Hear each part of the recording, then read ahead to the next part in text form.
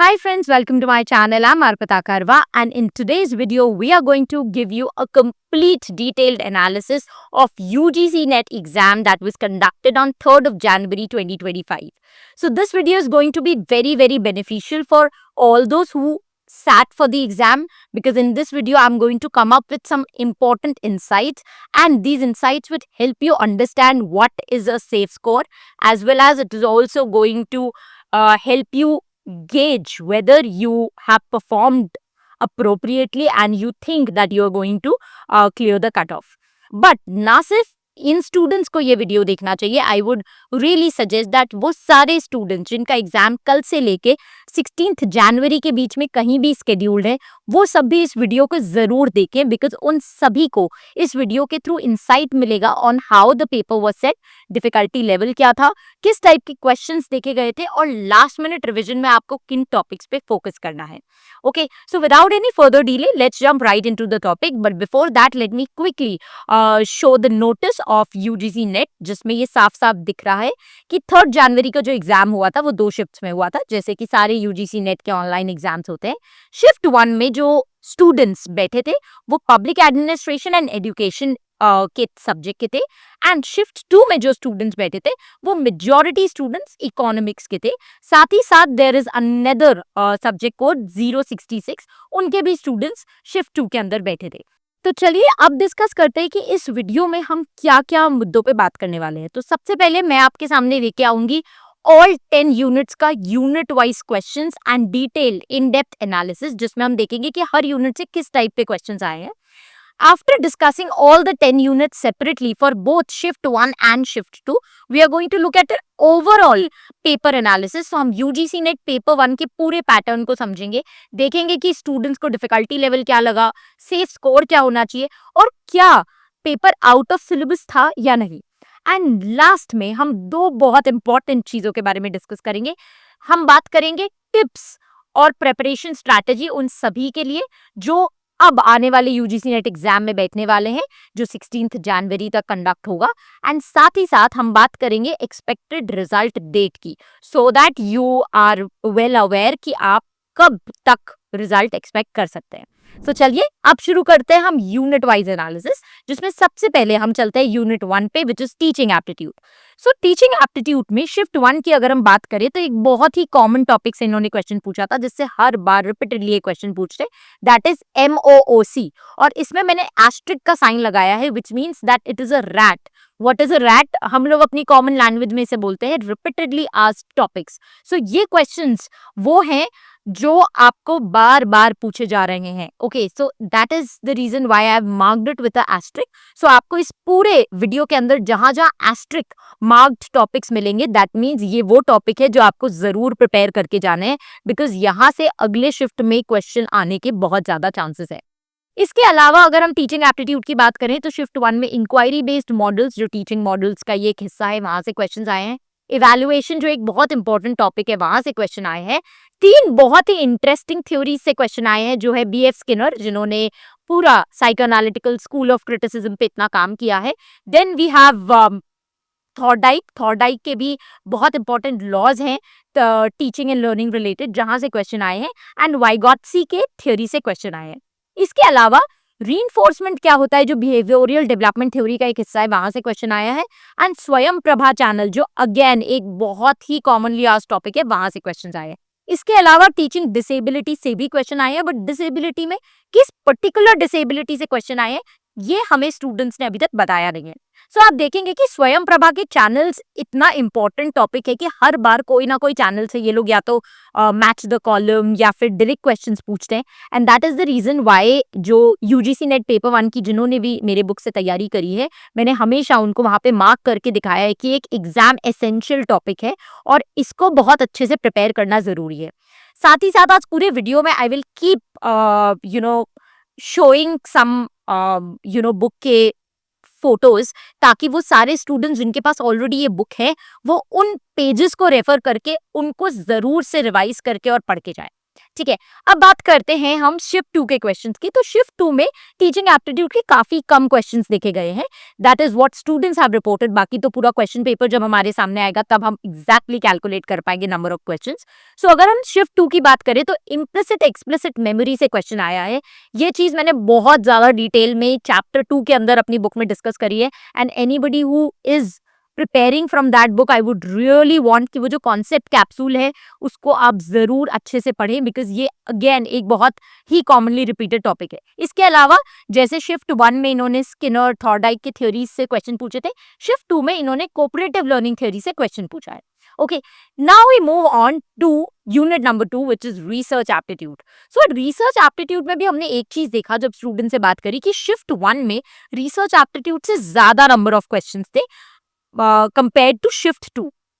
Shift 1 की बात करें तो एक सबसे कॉमन टॉपिक जो नेट का फेवरेट ऑल टाइम फेवरेट है दैट इज सैम्पलिंग, वहां से क्वेश्चन आया है। इसके अलावा इन्होंने हाइपोथेसिस से क्वेश्चन पूछा है। देन एक न्यूमेरिकल क्वेश्चन भी देखा गया है जो population mean and standard deviation के एरिया से बेस्ड था। अच्छा, बात करते अगर हम सैम्पलिंग की तो देखिए सैम्पलिंग में प्रोबेबिलिटी नॉन प्रोबेबिलिटी सैम्पलिंग पूरी अच्छे से रिवाइज करके जाइएगा जो भी आगे की शिफ्ट की तैयारी कर रहे हैं। एंड मैंने बहुत इजी टू अंडरस्टैंड डायग्राम्स भी दिए हैं अपनी बुक में। सो आप प्लीज इंश्योर करिए कि वो डायग्राम्स को आप जरूर से पढ़ के जाएं, बिकॉज वो डायग्राम्स आपको हेल्प करेंगे कि एग्जाम में तुरंत आप क्वेश्चन देखते ही वो डायग्राम के थ्रू आप कनेक्ट कर पाएंगे कि कौन सा आंसर राइट है।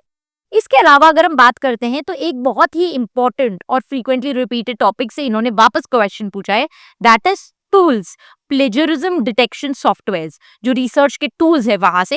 And that is the reason why I always tell my students की levels of plagiarism and detection softwares दोनों पे कमांड हासिल होना बहुत जरूरी है। ये भी एक बहुत ही डिटेल मैनर में बुक में एक्सप्लेन्ड है, तो प्लीज इसे नेग्लेक्ट मत करिएगा। काफी सारे स्टूडेंट्स मुझे कॉल करके इन दिनों में पूछ रहे हैं कि मैम हमने अभी अभी थोड़े दिन पहले ही आपकी बुक ली है एंड पूरी बुक करना तो पॉसिबल नहीं है क्योंकि 15-20 डेज का ही टाइम है, तो क्या टॉपिक्स पढ़े। तो ये वीडियो एक्चुअली उन सबको बहुत हेल्प करेगा, बिकॉज वो सारे टॉपिक्स जो एसेंशियल है और जो इस बार के पेपर में देखे गए हैं वो सबको मैं हाईलाइट कर करके आपको दिखा रही हूँ, ताकि आप समझ पाए कि किन किन टॉपिक्स को किन किन पेजेस को आपको जरूर से पढ़ के जाना है। नाउ मूविंग अहेड, देन इन्होंने क्वेश्चन पूछा है रिसर्च डिजाइन से and parametric and non parametric text. Again very very important, because ये एक ऐसा टॉपिक है जिनसे लास्ट 2 साल में हर बार काफी सारे शिफ्ट में क्वेश्चन देखे जा रहे हैं। सो पैरामेट्रिक नॉन पैरामेट्रिक टेस्ट आपको टिप्स पे होने चाहिए। एंड देन इन्होंने इंडक्टिव एंड डिडक्टिव रिसर्च के ऊपर क्वेश्चन पूछा है। स्टूडेंट्स बहुत क्लियरली नहीं बता पाए कि क्या क्वेश्चन डिफरेंस रिलेटेड था या उनके कुछ एट्रीब्यूट्स पूछे रहे थे, but it was from this particular area. अब जब हम चलते हैं शिफ्ट 2 पे, तो शिफ्ट 2 पे भी एक न्यूमेरिकल क्वेश्चन आया है।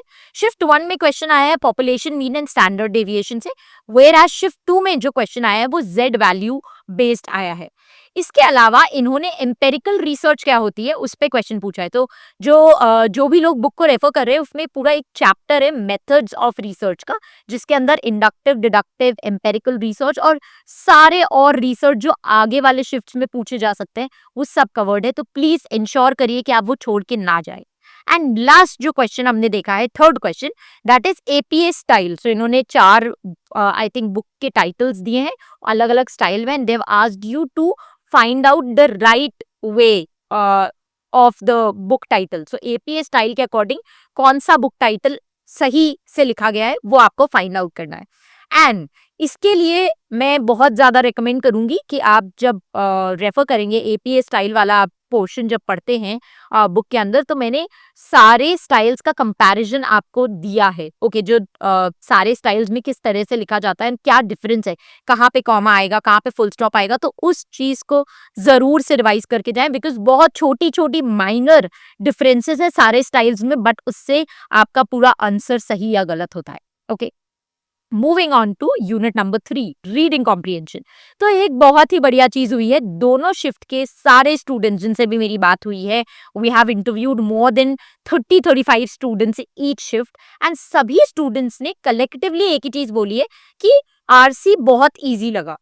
कई बार ऐसा होता है कि कई स्टूडेंट जिनकी लैंग्वेज पे बहुत कमांड है वो बोलते हैं कि इजी था, बट बाकियों को हार्ड लगता है। बट क्योंकि सारे स्टूडेंट्स ने एकजुट होकर एक ही चीज बोली है, दैट मीन्स कि एक्चुअली आरसी काफी इजी था। ये एक अच्छी चीज है, but that does not define कि आगे वाले रीडिंग कॉम्प्रिहेंशन भी इजी आएंगे, बिकॉज हर शिफ्ट में ये लोग बहुत डिफरेंट तरीके से पेपर को स्ट्रक्चर करते हैं। जैसे आप खुद देख पाएंगे, अभी तक हमने 2 यूनिट्स का डिस्कशन किया है, एंड दोनों में टीचिंग एंड रिसर्च से ज्यादा क्वेश्चंस शिफ्ट 1 में थे, शिफ्ट 2 में कम थे। क्योंकि अब जब मैं आगे आपके साथ यूनिट्स डिस्कस करूंगी तो आप देखेंगे कि शिफ्ट 2 में इन्होंने कुछ यूनिट से ज्यादा क्वेश्चन दिए हैं और कुछ यूनिट से कम दिए हैं। Okay, so this pattern keeps on varying. That's why you have to keep yourself well prepared for any kind of challenge that NTA throws on your way. Okay, now let's move on to unit number 4. तो अब हम communication की जब बात करते हैं तो shift 1 में एक जो इनका सबसे खास टॉपिक है, जिससे एक्चुअली दोनों शिफ्ट में सवाल आए हैं, विच इज मास मीडिया। एक पूरा चैप्टर है मेरी बुक के अंदर, तो प्लीज उस चैप्टर को अच्छे से पढ़ के जाइएगा। काफी सारे स्टूडेंट्स बोलते हैं कि मैम कम्युनिकेशन तो काफी आसान यूनिट है, क्यों ही पढ़ना है, बेसिक है। बट बेसिक से क्वेश्चन नहीं पूछ रहे हैं, ये आपको थ्योरीज पूछ लेते हैं, ये कुछ ऐसे टर्म्स पूछ लेते हैं जो आपको जब तक आपने पढ़े नहीं है वो आप नहीं समझ पाएंगे कि उसका मतलब क्या है। ओके, इसीलिए बहुत इंपॉर्टेंट है कि चाहे चैप्टर इजी हो, बट एक बार एटलीस्ट आप रीड जरूर करके जाए। अब बात करते हैं और क्या क्वेश्चन पूछे गए शिफ्ट 1 में कम्युनिकेशन यूनिट से। तो इन्होंने सीक्वेंशियल एक क्वेश्चन पूछा था कि सीक्वेंस में लगाना है न्यूज़पेपर, टीवी, रेडियो को। एग्जैक्टली क्वेश्चन अभी तक स्टूडेंट्स नहीं बता पाए हैं, बट जितना मैं समझ पा रही हूँ कि इन्होंने 3-4 डिफरेंट मीडियम्स ऑफ कम्युनिकेशन दिया है, एंड उनको बोला है कि आप उन्हें इस तरीके से इस ऑर्डर में प्लेस करें जिस ऑर्डर में ये सबसे ज्यादा ऑडियंस के साथ इंटरैक्ट करते हैं। So probably the question was around this area. Then there was a question on secondary media, and एक जो बहुत ही फेमस थ्योरी है एसएमसीआर की, सेंडर रिसीवर के वहां से इन्होंने एक क्वेश्चन पूछा है। Then when we move to shift 2, तो again as I told you कि मास मीडिया से यहाँ भी क्वेश्चन आया है। देन इन्होंने मीडिया रोल प्ले से भी क्वेश्चन पूछा है, which is actually a sub topic of mass media only. Then noise barrier से इन्होंने क्वेश्चन पूछा है, एंड एनकोडिंग डिकोडिंग से एक मैच द कॉलम इन्होंने पूछा है। ओके, सो आप देख पाएंगे कि दो जो पूरा यूनिट है उसमें इस बार इन्होंने बुद्धिस्ट कम्युनिकेशन या एरिस्टोटेलियन मॉडल ऑफ कम्युनिकेशन से क्वेश्चंस नहीं पूछे हैं जो इन्होंने पिछले साल पूछे थे। तो Buddhist communication was a topic which is never mentioned in the core syllabus of UGC NET paper 1, yet they were asking questions from out of syllabus areas. इस बार अभी तक नहीं देखा गया है, but that is not a guarantee कि आगे भी नहीं देखा जाएगा। I always tell my students जो भी मुझसे पूछते हैं कि म्यूचुअल फंड में एक बड़ा कॉमन टर्म है कि कभी भी पुराने रिटर्न्स को आप फ्यूचर रिटर्न्स का मापदंड ना समझे कि पुराना इस फंड ने परफॉर्म किया है तो इसका मतलब ये नहीं है कि फ्यूचर में भी वही सेम रिटर्न्स आपको मिलेगी। सेम यही चीज मैं यूजीसी नेट के लिए हमेशा बोलती हूँ कि पास्ट में जो क्वेश्चंस पूछे जरूरी नहीं है कि सेम पैटर्न रेप्लिकेट हो, तो हमें सावधानी लेके जरूर चलना है। Okay, now we move on to the next important unit जहां पे काफी स्टूडेंट्स को डर लगता है, which is a numerical calculative intense unit, that is mathematical reasoning. तो मैथमेटिकल रीजनिंग काफी सिंपल आया था इस बार, एंड सिंपल इसलिए भी आया था क्योंकि बहुत ज्यादा डेंस कैलकुलेशंस नहीं थी, ऑल्सो काफी प्रिडिक्टेबल क्वेश्चंस थे। तो आप देखेंगे अभी जब मैं आपके सामने दोनों टेबल्स शो करूंगी कि मोस्ट ऑफ द चीजों में आपको एस्टेरिस्क का साइन मिलेगा, विच मीन्स कि ये कॉमनली रिपीटेड टॉपिक्स हैं जो हर साल हर शिफ्ट में देखे जाते हैं। सो इनका सबसे फेवरेट टॉपिक जो शिफ्ट 1 में देखा गया है, विच इज कोडिंग डिकोडिंग, ये एक ऐसा टॉपिक है यहाँ से एक क्वेश्चन आना फिक्स है। देन परसेंटेज से इन्होंने क्वेश्चन पूछा है, सिंपल इंटरेस्ट से इन्होंने क्वेश्चन पूछा है। सिंपल इंटरेस्ट एक ऐसा टॉपिक है जिससे ये लोग कई बार क्वेश्चंस नहीं भी पूछते हैं, तो अगर आप ऐसे हैं जो सोच रहे हैं कि चलो मैं ये मिस करके जाता हूँ, तो I would not suggest you. इसके जितने भी इंपॉर्टेंट फॉर्मुलेज हैं और शॉर्टकट ट्रिक्स है जिसे यूज करके आप बहुत क्विकली सिंपल इंटरेस्ट के क्वेश्चंस को सॉल्व कर सकते हैं, वो सब बुक में मेंशन्ड है। तो डर के सिर्फ ये यूनिट मत स्किप करना, एक बार जरूर से जो मैथमेटिकल रीजनिंग का चैप्टर है उसे जरूर गो थ्रू करना, बिकॉज उसके अंदर मैंने जितना सिंप्लीफाइड वे में मैं समझा सकती थी मैंने समझाने की कोशिश करी है। देन रेशियो से इन्होंने क्वेश्चन पूछा है, एक मिसिंग टर्म का क्वेश्चन था which is basically from number series. Okay, number series के भी जितने डिफरेंट टाइप्स है वो सारे टाइप्स मैंने बुक में मेंशन करे हैं, ताकि आप क्वेश्चन देखते ही आपको याद आ जाए कि ये किस टाइप का क्वेश्चन है और इसमें किस टाइप से आपको उसे सॉल्व करना है। सो इंश्योर कि वो सारे टाइप्स का जो डिस्टिंक्शन है वो आपको जरूर पता हो। ओके, नाउ चलते हैं शिफ्ट 2 पे। तो शिफ्ट 2 पे इन्होंने एक नए थोड़े से टॉपिक से क्वेश्चन पूछे, जिससे ये वैसे तो हर साल पूछा करते हैं, बट पिछले 1-2 अटेम्प्ट में इस टॉपिक का बोलबाला जरा कम था, and that is direction. So direction भी again it is a very very simple topic. I would really really recommend you कि अगर आपको डायरेक्शंस टॉपिक से डर लगता है, तो एक बार जिस तरीके से मैंने डायग्राम्स के फॉर्म में और स्टेप बाय स्टेप मेथड में बताया है कि इन क्वेश्चंस को सॉल्व करना है, वो जरूर देख के जाएं। हो सकता है आप बहुत ही आसानी से वो क्वेश्चन सॉल्व कर पाए बिना ज्यादा प्रैक्टिस किए। नेक्स्ट अगेन कोडिंग डिकोडिंग से शिफ्ट 2 में भी क्वेश्चन देखा गया है। देन जैसे शिफ्ट 1 में इन्होंने रेशियो से क्वेश्चन पूछा था, शिफ्ट 2 में इन्होंने प्रपोर्शन से पूछ लिया है। फिर एक इंटरेस्टिंग टॉपिक जहां से अगेन क्वेश्चन आया है, square and cube root. A cube minus B cube का फॉर्मूला से इन्होंने क्वेश्चन पूछा है, जो बहुत ही सिंपल क्वेश्चन है अगर आपको क्यूब के फॉर्मूलेज याद हो, as in cube roots and square roots याद हो। सो उसके लिए बुक के अंदर टेबल है, प्लीज इंश्योर करो कि उसका आप मार्क कर लो, और रोज जब तक आपका एग्जाम नहीं हो रहा है, जिनके भी अब आने वाले दिनों में एग्जाम है, रोज उस पेज को 2-3 बार पढ़ लो, अपने आप आपको सारे स्क्वायर एंड क्यूब रूट आपके दिमाग में फिट हो जाएंगे। और हमारा जो बुक का सेकेंड एडिशन आने वाला है, उसमें square and cube root solve करने के लिए एक बहुत ही इंटरेस्टिंग सा सरप्राइज भी आपके लिए है, जिससे और इन क्वेश्चंस को सॉल्व करने में आपको हेल्प मिलेगी। ओके, अब अगर हम आगे बात करें कि और किस टाइप के क्वेश्चंस देखे गए थे, तो टाइम एंड डिस्टेंस के क्वेश्चन थे और परसेंटेज का भी क्वेश्चन था। तो जैसे शिफ्ट 1 में परसेंटेज था, वैसे ही शिफ्ट 2 में भी परसेंटेज था। सो ये थे अभी तक के 5 यूनिट, जिसमें जितने भी इंपॉर्टेंट टॉपिक्स है वो सब मैंने आपके सामने लेके आई हूँ। साथ में मैं चाहूंगी कि जो जो स्टूडेंट्स आगे वाले एग्जाम्स की तैयारी कर रहे हैं, वो इन पर्टिकुलर जितने भी स्लाइड्स हैं इनका स्क्रीनशॉट खींच सकते हैं। और अब आप जब रोज रिविजन करें तो इंश्योर करिए कि हर यूनिट को रिवाइज करने के टाइम पे जो टॉपिक्स आपके स्क्रीनशॉट में मेंशन्ड है वो जरूर कवर करें। तो चलिए अब चलते हैं यूनिट नंबर 6 लॉजिकल रीजनिंग के पास। लॉजिकल रीजनिंग में अगर बात करते हैं तो शिफ्ट 1 में फैलेसीज से क्वेश्चन थे। फैलेसीज अगेन एक बहुत ही रिपीटेड क्वेश्चन है, एक ऐसा टॉपिक है जहां से हर साल इनफॉर्मल फैलेसीज से क्वेश्चंस आते ही आते हैं। और एक बड़ी इंटरेस्टिंग चीज है फैलेसीज की, अगर मैं आपको बात बताऊं कि ये बड़े ही इजी वे में समझा जा सकता है अगर आप राइट एग्जाम्पल्स का यूज करें। सो अगर कोई भी स्टूडेंट फैलेसीज से डर रहा है, तो आई वुड रियली रिक्वेस्ट देम कि एक बार उस डर को साइड में रख के आप जो बुक आपके हाथ में होगी, उस बुक में जितने एग्जाम्पल्स है फैलेसीज के, उसको जरूर देख के जाए। देन मूड एंड फिगर से इन्होंने क्वेश्चन पूछा है, जो शिफ्ट 1 में भी था और शिफ्ट 2 में भी देखा गया है।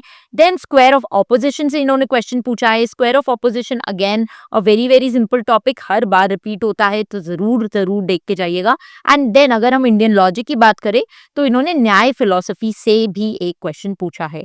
सो अगर कोई भी स्टूडेंट ये सोच रहा है कि इंडियन लॉजिक से तो क्वेश्चंस नहीं आते तो हम छोड़ के चले जाएं, so I don't think that would be a good idea. Then हम चलते हैं शिफ्ट 2 पे। सो जैसे मैंने आपको बताया कि मूड एंड फिगर्स से शिफ्ट 1 एंड शिफ्ट 2 दोनों में सवाल था। देन एट्रीब्यूट्स ऑफ आर्ग्यूमेंट से भी इन्होंने सवाल पूछा है। तो एट्रीब्यूट्स ऑफ आर्ग्यूमेंट की अगर हम बात करें तो valid, invalid argument, strong, weak argument, ये सब आपको पता होने चाहिए और ये बेसिक है लॉजिकल रीजनिंग के। जब आप रीजनिंग पढ़ते हैं तो प्रीमाइस क्या है, कंक्लूजन क्या है, आर्ग्यूमेंट कितने टाइप्स के होते हैं, आर्ग्यूमेंट के पार्ट्स क्या होते हैं, ये सब पता होना बहुत जरूरी है। और यहाँ से कई बार बहुत बेसिक क्वेश्चंस आते हैं, तो अगर आपके बेसिक्स क्लियर है तो आप आराम से इन क्वेश्चंस को सॉल्व कर पाएंगे। और सेम जैसे मूड एंड फिगर रिपीटेड है, वैसे ही स्क्वायर ऑफ ऑपोजिशन से भी क्वेश्चन शिफ्ट 2 में देखा गया है। अब चलते हैं अनदर खतरनाक टॉपिक पे, which is unit number 7 data interpretation. तो देखिए क्या हुआ है कि शिफ्ट 1 में जब हमने स्टूडेंट से पूछा था, तो सभी स्टूडेंट्स ने ये बताया है कि डेटा इंटरप्रिटेशन की टेबल काफी इजी आई थी। तो एक तो टेबल ग्राफ था, पाई चार्ट और लाइन ग्राफ वगैरह नहीं था, टेबल के फॉर्म में डेटा गिवन था एंड काफी इजी था। सो घबराने वाली बात नहीं लग रही है। बट जैसे ही हमने शिफ्ट 2 के स्टूडेंट से पूछा, उन्होंने कहा कि जी हमें तो डिफिकल्ट लगा बिकॉज मिसिंग डीआई का क्वेश्चन था। मिसिंग डीआई बेसिकली क्या होता है कि जहाँ पे आपको टेबल में इनकम्प्लीट इन्फॉर्मेशन गिवन है और आपको फिल करनी होती है, तो यहाँ पे काफी दिक्कत काफी स्टूडेंट्स को आती है। बट मेरा जितना मानना है कि शिफ्ट 2 में इन्होंने डिफिकल्ट डीआई इसलिए चूज किया है बिकॉज शिफ्ट 2 में मेजॉरिटी स्टूडेंट जिन्होंने पेपर दिया है वो इकोनॉमिक्स के बैकग्राउंड के थे। And economics students typically have a stronger grasp on mathematics because economics is all about playing with numbers. आप माइक्रो मैक्रो इकोनॉमिक्स में जब डेटा कैलकुलेट करते हो तो बहुत इंटेंस डेटा होता है। So it is said that इनका कैलकुलेशन बेटर होगा from all the other students, okay, humanities के जितने भी स्टूडेंट्स हैं उनसे। इसीलिए शायद इन्होंने टफ दिया है, शिफ्ट 2 में दिया है। As I always tell you कि जो शिफ्ट 1 या शिफ्ट 2 का पेपर होता है, पेपर 1 जब भी बनाया जाता है तो वो पेपर 2 को देख के बनाया जाता है। तो जिस सब्जेक्ट का पेपर 2 है उसके हिसाब से पेपर 1 की इंटेंसिटी को चूज किया जाता है। ओके, तो ये कंपैरिजन आपके सामने है शिफ्ट 1 एंड शिफ्ट 2 के डीआई में। अब यहाँ पे एक चीज और पता चलती है, जैसे जब हम स्टूडेंट से पूछते हैं कि उन्हें क्या डीआई इजी लगा या हार्ड लगा, तो most of the time I have seen कि कभी भी ऑब्जेक्टिवली ये नहीं बताया जा सकता कि डीआई इजी था या hard, because that will depend largely on how good you are at maths. तो अगर आपका मैथ्स बहुत अच्छा है तो आपको एक बहुत ज्यादा डिफिकल्ट डीआई भी आसान लग सकता है बिकॉज आप कैलकुलेशंस में बहुत अच्छे हैं। और कई बार जिन स्टूडेंट्स को मैथ्स का फोबिया होता है या जो जिन्होंने बहुत समय से मैथ्स कभी प्रैक्टिस नहीं करी है, उनको एक बहुत आसान डीआई भी कई बार हार्ड लगता है। तो जब स्टूडेंट्स हमें आके कहते हैं कि हमें इजी लगा या हार्ड लगा, तो we never take it as it is, we take it with a pinch of salt है, क्योंकि हमें पता होता है कि वो स्टूडेंट का बायस उसमें जरूर इन्वॉल्व है। ओके, चलिए अब चलते हैं अगेन थ्योरेटिकल पोर्शन पे, यूनिट नंबर 8 आईसीटी। सो कंप्यूटर्स के यूनिट से किस टाइप के सवाल देखे गए? सो शिफ्ट 1 की अगर हम बात करें तो काफी बेसिक सवाल थे। इन्होंने ब्रेन ऑफ कंप्यूटर किसे कहते हैं ये पूछा है, which is a very very basic question. I think second third standard में जब स्टूडेंट्स को कंप्यूटर पढ़ाया जाता है तब ये चीज बेसिक्स में बताई जाती है। देन इन्होंने स्टोरेज से क्वेश्चन पूछा है, जो एक अगेन एक कॉमनली रिपीटेड टॉपिक है। स्टोरेज से हर बार ये क्वेश्चन पूछते हैं, that is the reason why मैंने बुक के अंदर काफी सारे डायग्राम्स आपको दिए हैं स्टोरेज के ऊपर, ताकि आपके दिमाग में वो डायग्राम्स फिट हो जाए और आप इन क्वेश्चंस को कभी गलत करके नहीं आए। देन इन्होंने एंड्रॉइड के ऊपर क्वेश्चन पूछा है। एमएस एक्सेल से हर बार ये लोग एक आधा न्यूमेरिकल क्वेश्चन पूछते हैं, फॉर्मूला बेस्ड क्वेश्चन पूछते हैं, वो पूछा है। बाइनरी डेसिमल कन्वर्जन पे एक न्यूमेरिकल क्वेश्चन था, तो इन्होंने शिफ्ट 1 में तो बाइनरी डेसिमल पूछा है, शिफ्ट 2 में इन्होंने हेक्साडेसिमल पूछा है। सो न्यूमेरिकल क्वेश्चन दोनों शिफ्ट में देखे गए हैं। एंड देन एक बहुत ही इंटरेस्टिंग टॉपिक है जहां से ये हर बार एक क्वेश्चन डालते हैं, विच इज वेब 1.0 2.0। तो इस बार इन्होंने शिफ्ट 1 में वेब 2.0 ब्लॉग वीडियो कॉन्फ्रेंसिंग के ऊपर एक match the column sort of question पूछा है। So I will again request all दोस्त जिनका एग्जाम आने वाला है, प्लीज बुक के अंदर वेब 1.0 2.0 3.0 के ऊपर पूरा डिटेल्ड मैंने 3-4 पेजेस में सारे उनके टर्मिनोलॉजी को कवर किया है, तो प्लीज जरूर से पढ़ के जाइएगा। काफी आसान है, हम सब इंटरनेट की दुनिया में घूम रहे हैं, हम सबको ये टर्म्स पता है, बस कई बार हमें उसका एग्जैक्ट मीनिंग नहीं पता होता है। तो इसीलिए जैसे ही आप वो चीज पढ़ेंगे, आई एम वेरी श्योर कि आप बहुत आसानी से ग्रैस्प करेंगे। मैंने बहुत सिंपल एवरीडे लैंग्वेज में समझाया है, तो प्लीज वेब 1.0 2.0 को छोड़ के मत जाइएगा। Now moving on to shift 2। So shift 2 में इन्होंने एक सिचुएशन बेस्ड क्वेश्चन पूछा है मेमोरी से। शिफ्ट 1 में इन्होंने स्टोरेज से पूछा है, शिफ्ट 2 में मेमोरी से। ये दोनों ऐसे टॉपिक है जो नेट के फेवरेट है, हर बार एक आधा क्वेश्चन ये इन दो टॉपिक से पूछेंगे। देन इन्होंने एक टर्म से क्वेश्चन पूछा है, लो रोड ट्रांसफर क्या होता है। देन जैसे कि मैंने आपको बताया हेक्साडेसिमल से एक न्यूमेरिकल क्वेश्चन था। फिर जैसे कि इन्होंने शिफ्ट 1 में वेब 2.0 ब्लॉग वीडियो कॉन्फ्रेंसिंग पे एक मैच द कॉलम टाइप पूछा था, शिफ्ट 2 में इन्होंने जावा, रोम, लैन और मेन फ्रेम कंप्यूटर्स, इन चारों टर्म्स के ऊपर एक मैच द कॉलम पूछा है। So again common basic terminology है। लैन इज रिलेटेड टू नेटवर्क, रोम जो है वो आपके मेमोरी स्टोरेज से रिलेटेड है, जावा जो है वो एक टाइप की लैंग्वेज है जिसमें कंप्यूटर्स की प्रोग्रामिंग को लिखा जाता है, मेन फ्रेम कंप्यूटर्स है। तो ये सारे ऐसे टर्म्स हैं जो आपको बहुत टिप्स पे होने चाहिए, बिकॉज यहाँ से ये लोग किसी ना किसी रूप में क्वेश्चन जरूर पूछते हैं। अगेन एक एमएस एक्सेल पे इन्होंने क्वेश्चन पूछा है फॉर्मूला बेस्ड, बट बहुत ही आसान था। स्टूडेंट से पूछा तो उन्होंने कहा सिंपल सम का फॉर्मूला था, which is equals to some लिख के आप जब इनपुट करते हैं वैल्यूज। एंड देन इन्होंने एक इनपुट आउटपुट डिवाइसेस पे क्वेश्चन पूछा है इन शिफ्ट 2, जिसमें प्रिंटर, स्कैनर, स्पीकर से पूछा है। बट कभी भी ये मत सोचिएगा कि सिर्फ इनपुट आउटपुट डिवाइसेस से बेसिक से क्वेश्चन आते हैं, ये सब तो हमें पता ही है, मॉनिटर, माउस, कीबोर्ड, इसके बारे में क्या पढ़े। लास्ट टाइम पे जब नेट हुआ था तो इन्होंने काफी इंपॉर्टेंट और new age input output devices पे क्वेश्चंस पूछे थे, जैसे कि आजकल हमारे मोबाइल फोन्स में फिंगरप्रिंट स्कैनर्स होते हैं। देन हमारे पास में अगर आप फास्ट टैग यूज करते हैं एक जगह से दूसरे जगह जाने के लिए, तो आपके डिवाइस, गाड़ी में एक डिवाइस होता है फास्ट टैग का, जिससे आपका ऑटो डिडक्ट होता है payment and all of that. So ये सारे new age input output devices आपको पता होने चाहिए। ये सब बुक में कवर्ड है, तो please input output devices topic देख के कि ये तो मुझे पता है, स्किप मत कर देना। कुछ ऐसे टर्म्स हैं जो शायद आपको ना पता हो और वहां से क्वेश्चन आ जाए। अब चलते हैं हम यूनिट नंबर 9 पे, which is people development and environment.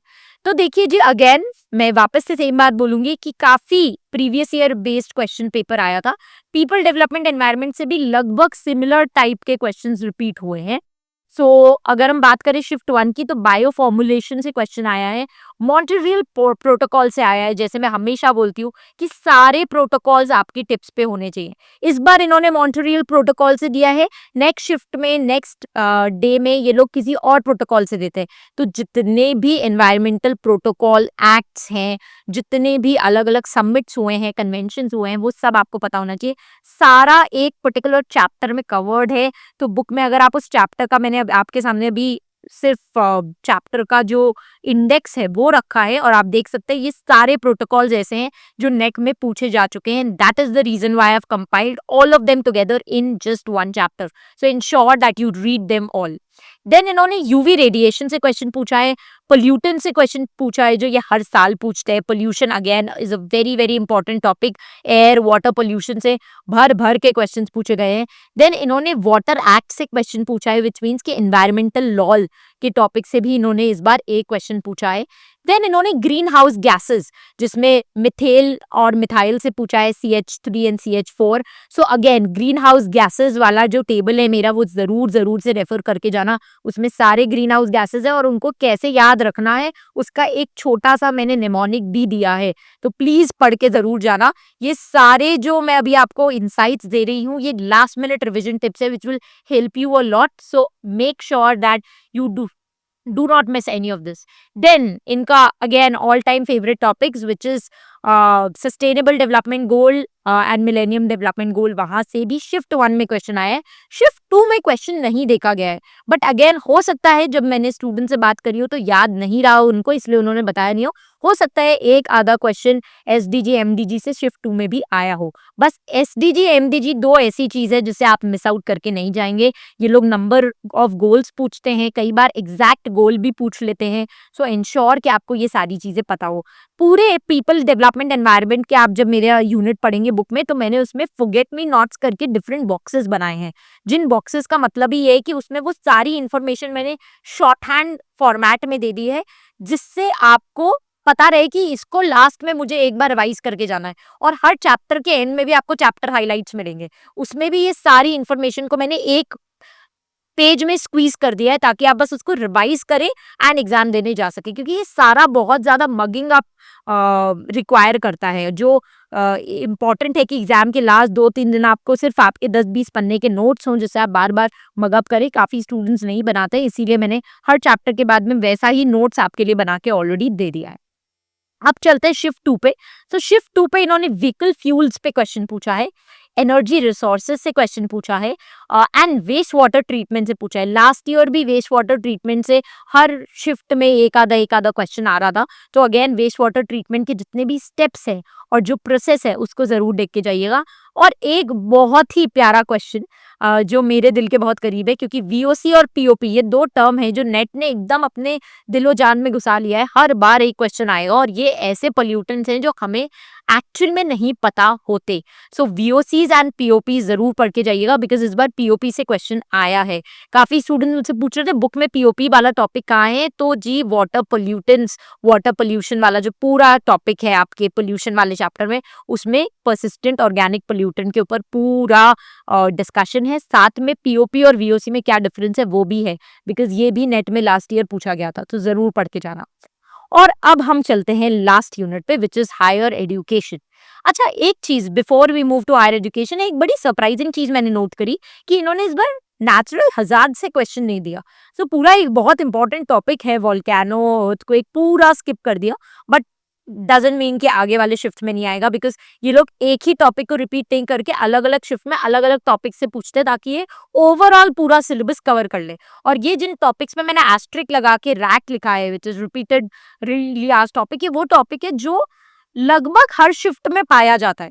तो हर शिफ्ट में अगर 5 क्वेश्चन एक यूनिट से आ रहे हैं, तो 2 क्वेश्चन तो ऐसे होते हैं जो रिपीट होंगे ऑलमोस्ट हर शिफ्ट में, उन मतलब उस टॉपिक से आएंगे, बट क्वेश्चन डायरेक्टली रिपीट नहीं होगा, टॉपिक रिपीट होगा। और 3 क्वेश्चन ऐसे टॉपिक से आएंगे जो ये लोग अलग अलग जगह से पूछते हैं। ओके, अब हायर एजुकेशन की बात करें तो सबसे पहले इन्होंने सर्जन प्लान से क्वेश्चन पूछा है। सर्जन प्लान अगेन, जैसे मैंने आपको बताया कि एनवायरमेंटल सारे प्रोटोकॉल्स कन्वेंशंस आपको पता होने चाहिए, वैसे ही जितने भी आपके planning pre and post independence commissions हुए हैं वो सारे पता होने बहुत जरूरी है हायर एजुकेशन में। इस बार इन्होंने सर्जन प्लान से पूछा है, नेक्स्ट टाइम हो सकता है किसी और से पूछे, इसीलिए ये जितने भी आपको प्लान्स दिख रहे हैं आपकी स्क्रीन पे, जितने कमीशंस दिख रहे हैं, वो सब प्रिपेयर करके जरूर से जाना, क्योंकि सेकंड शिफ्ट में वुड्स डिस्पैच से क्वेश्चन है। तो आप देखिए एक ही चैप्टर में फर्स्ट शिफ्ट में इन्होंने सर्जन प्लान से दे दिया, सेकंड शिफ्ट में वुड डिस्पैच से दे दिया। तो सारे commissions in planning commissions in वो है इंपॉर्टेंट है, pre and post independence commissions. Okay, then इन्होंने 5 ईयर प्लान से क्वेश्चन दिया है। Establishment year of college, again very very common question, एक पूरी टेबल दी है मैंने बुक के अंदर, सारे ईयर के सारे कॉलेजेस के ईयर्स मेंशन्ड है, तो प्लीज जरूर से अगर मगअप हो सके तो वो टेबल मगअप करके चले जाना, डायरेक्ट 2 नंबर पक्के हैं। देन इन्होंने यूनिवर्सिटी का सीक्वेंस पूछा था, university of Lucknow and Patna, 2 तो मुझे स्टूडेंट्स ने बता दिया, उसके अलावा 2 और कौन सी यूनिवर्सिटी थी वो अभी तक मेरे पास नहीं आई है। देन इन्होंने एनसीटीई से क्वेश्चन पूछा है एंड एनईपी 2020 से क्वेश्चन पूछा है इन शिफ्ट 1। शिफ्ट 2 में इन्होंने बनारस संस्कृत कॉलेज से क्वेश्चन पूछा है। देन इन्होंने विक्रमशिला यूनिवर्सिटी से पूछा है कि तांत्रिक बुद्धिज्म कहाँ से रिलेटेड है। अगेन यूनिवर्सिटीज जितनी भी हैं एंशिएंट इंडियन यूनिवर्सिटीज सब प्रिपेयर करके जाना, मैं आपको सामने स्क्रीन पे भी दिखा रही हूँ, विक्रमशिला से क्वेश्चन आया है, बाकी जितने उससे अगले शिफ्ट में आ सकते हैं, सो प्रिपेयर करके जरूर जाना। Then establishment year of college, as I told you, shift 1 में भी आया है, शिफ्ट 2 में भी आया है, शिफ्ट 2 में वुड डिस्पैच से आया है, ओपन यूनिवर्सिटी से क्वेश्चन आया है एंड 1902 की एजुकेशन पॉलिसी से क्वेश्चन आया है। सो अगेन जैसे मैंने आपको बताया कि सारे pre and post independence commission करने हैं प्रिपेयर, सारी Indian ancient Indian universities prepare करनी है। Okay, so this was thorough analysis of shift 1 as well as shift 2। अब हम चलते हैं एक ओवरऑल एनालिसिस पे और साथ में हम बात करेंगे कि अब आने वाले एस्पिरेंट्स को किन बातों का ध्यान रखना है if they are preparing for UGC NET exam that is going to happen till 16th of January। तो चलिए अब बात करते हैं कि पेपर का डिफिकल्टी लेवल कैसा था, इजी था, मीडियम था या बहुत ज्यादा डिफिकल्ट था। एक चीज जब हमने पेपर एनालिसिस करते वक्त देखी वो ये थी कि पूरा जो क्वेश्चन पेपर है वो लगभग पीवाईक्यूज के बेस पे था। दैट मीन्स कि कोई भी आउट ऑफ सिलेबस टाइप के टॉपिक से क्वेश्चंस नहीं पूछे गए थे। एज वेल एज जब हमने स्टूडेंट से बात करी तो मोस्ट ऑफ देम रिपोर्टेड कि पेपर उन्हें इजी टू मीडियम लगा। So I would strongly say that paper easy to medium था, डिफिकल्ट बहुत ज्यादा नहीं था। But at the same time I would also want to tell you that difficulty level हमेशा depend करेगा आपके प्रेपरेशन लेवल पे। तो अगर कोई स्टूडेंट ने थरो 3-4 मंथ्स की प्रेपरेशन करी है तो उसे ये पेपर इजी लगेगा, बट अगर कोई स्टूडेंट है जो 10 दिन पढ़ के गया है तो उसे ये पेपर भी डिफिकल्ट लग सकता है। सेफ स्कोर की अगर हम बात करें तो इस टाइप का जो पेपर होता है उसमें एक अच्छा स्कोर 30 to 35 के बीच में माना जाएगा। तो ऑन अपर हैंड अगर हम लेके चले, आप एक जनरल कैटेगरी स्टूडेंट है तो 35 आउट ऑफ 50 क्वेश्चंस अगर आपके सही है तो you are at a very very safe place. Moving on to another important thing that we kind of understood was that कि दोनों ही शिफ्ट में इक्वल नंबर ऑफ क्वेश्चंस देखे गए हर यूनिट से। इक्वल नंबर ऑफ क्वेश्चंस का मतलब ये है कि किसी यूनिट से एक दो क्वेश्चन ऊपर नीचे हो सकता है, बट हर यूनिट से क्वेश्चंस थे। ऐसा नहीं था कि पेपर में एक यूनिट से 15-20 क्वेश्चन आ गए और दो यूनिट से आए ही नहीं, ऐसा बिल्कुल नहीं था। हर यूनिट से लगभग सिमिलर सॉर्ट ऑफ क्वेश्चंस आए हैं। चलिए अब क्विकली बात करते हैं हम कुछ इंपॉर्टेंट प्रिपरेशन टिप्स की, जो उन सभी स्टूडेंट्स के लिए बहुत यूजफुल रहने वाली हैं जो आने वाले वक्त में यूजीसी नेट का एग्जाम देंगे। तो जैसे कि आपने अभी पूरे एनालिसिस में भी देखा है कि सबसे इंपॉर्टेंट चीज है कि आप फ्रीक्वेंटली आस्क्ड क्वेश्चंस या फ्रीक्वेंटली रिपीटेड टॉपिक्स, जैसे हम रैक्स कहते हैं, उनको जरूर से कवर करके जाएं, बिकॉज वो टॉपिक्स वो ऐसे हैं जो बहुत ज्यादा ट्रेंडिंग है और जो बार बार पूछे जा रहे हैं। दैट मीन्स अगर आपके पास टाइम कम है तो आप उन्हें प्रायोरिटाइज जरूर करें। और ये सारे टॉपिक्स को हमने अपनी बुक के अंदर एग्जाम एसेंशियल नाम के लेबल से मार्क किया है। तो हर चैप्टर को जब आप देखेंगे तो उसमें आपको टॉपिक्स एग्जाम एसेंशियल के नाम से मिलेंगे। वो टॉपिक्स को पढ़ना ना भूले, बिकॉज वो यही फ्रीक्वेंटली आस्क्ड टॉपिक्स है। अब चलते हैं नेक्स्ट टॉपिक पे, नेक्स्ट पॉइंट पे, जो है कि वेल प्रिपेयर्ड रहना बहुत जरूरी है। काफी सारे स्टूडेंट्स ऐसे होते हैं जो ये सोचते हैं कि अच्छा इस टॉपिक से इस शिफ्ट में क्वेश्चन नहीं आया तो ये टॉपिक से क्वेश्चन आएगा ही नहीं, बट ऐसा नहीं है। जैसे कि मैंने आपको बताया, नेचुरल हजार्ड से इस बार क्वेश्चन नहीं आया है, बट आने वाले शिफ्ट्स में जरूर आएगा। सो इंश्योर करिए कि आप सारे सेक्शंस के साथ रूबरू रहें ताकि आप वेल प्रिपेयर्ड महसूस कर सकें। Another important thing that I would want to share with all of you is that mathematical aptitude, logical reasoning and DI से इस बार आसान सवाल आए थे, एक्सेप्ट मिसिंग टेबल वाला DI जो काफी स्टूडेंट्स को ट्रिकी लगा। उसके अलावा पूरा पेपर काफी सिंपल था। इसीलिए अगर आपको सिर्फ मैथ से डर लगता है और आप इन टॉपिक्स को छोड़ के जा रहे हैं, so that would not be a good idea. I would suggest that आप सिंपल ट्रिक्स, सिंपल टेक्निक सीखें ताकि आप इजीली कैलकुलेशन कर सके और प्रैक्टिस जरूर करते रहे ताकि आप एटलीस्ट इजी क्वेश्चंस एग्जाम में सॉल्व कर पाएंगे। हो सकता है मैथमेटिकल एप्टीट्यूड में 5 में से 5 क्वेश्चंस आप सही सॉल्व कर पाए, बट एटलीस्ट अगर आपने थोड़ी बहुत भी प्रैक्टिस करी है तो आप उनमें से 2 क्वेश्चंस या 3 क्वेश्चन सही कर पाएंगे।